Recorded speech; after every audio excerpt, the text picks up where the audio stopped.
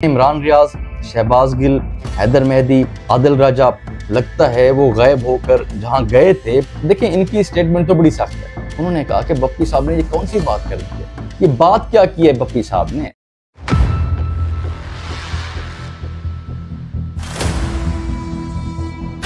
अस्सलाम वालेकुम नाज़रीन। तो ऑन बस बप्पी साहब ने रिहा होने के बाद एक स्टेटमेंट दी है।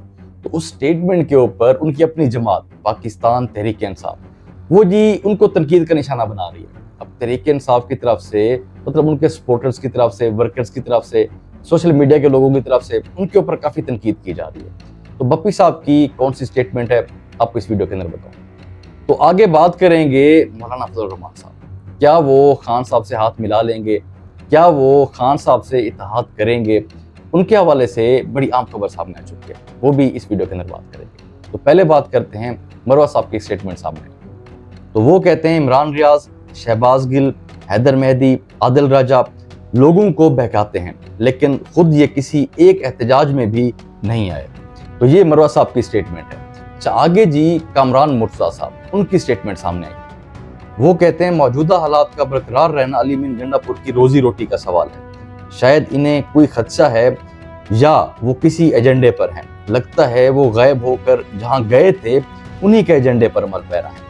तो ये उनकी स्टेटमेंट है। अच्छा, इनकी स्टेटमेंट से ये अंदाज़ा लगाया जा सकता है कि मौलाना फजल रहमान साहब जो हैं वो तहरीक इंसाफ के साथ हाथ मिलाएंगे या नहीं मिलाएंगे।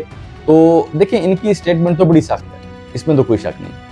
अब असल में मीडिया के ऊपर जो डिबेट चल रही है वो ये चल रही है कि जी गंडापुर साहब जो हैं वो जब देखते हैं ना कि जी मौलाना फजल रहमान साहब पाकिस्तान तहरीक इंसाफ के करीब होते जा रहे हैं, या हो सकता है कि खान साहब से हाथ मिला लें, तो गंडापुर साहब बड़ी सख्त बातें कर देते हैं मौलाना साहब के हवाले से।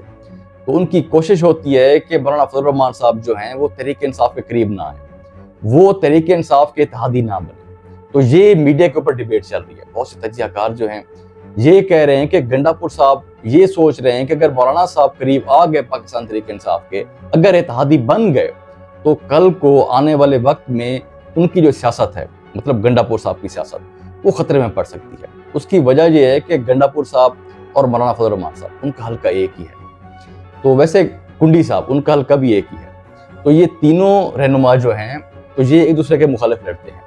तो अब गंडापुर साहब जो हैं उनको लगता है कि अगर मौलाना साहब ने जी हाथ मिला लिया पाकिस्तान तहरीक इंसाफ से, तो कल को तहरीक इंसाफ को, खान साहब को, उनको भी मौलाना साहब के लिए कुछ ना कुछ करना पड़ेगा। अब बहुत से तजियाकार ये भी कह रहे हैं, मीडिया के ऊपर ये डिबेट चल रही है कि गंडापुर साहब को ये लगता है कि अगर मौलाना साहब खान साहब से हाथ मिला लेते हैं तो हो सकता है कि कल को गंडापुर साहब की जो सीट है उनको कुर्बानी देनी पड़े।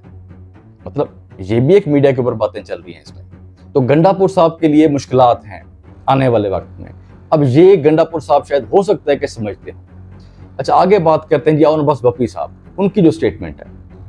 वो कहते हैं आजम नज़ीर तारड़ का शुक्रगुजार हूँ, उनकी वजह से मुझ पर सख्तियाँ कम हुई। तो ये जी ऑन बस बप्पी साहब ने स्टेटमेंट दी है। तो जब उन्होंने ये स्टेटमेंट दी है तो फिर पाकिस्तान तहरीक इंसाफ के जो सोशल मीडिया के लोग हैं, जो वर्कर्स हैं, उन्होंने जी हाथ सीधे कर लिए हैं। उन्होंने कहा कि बप्पी साहब ने ये कौन सी बात कर दी है, ये बात क्या की है बप्पी साहब ने।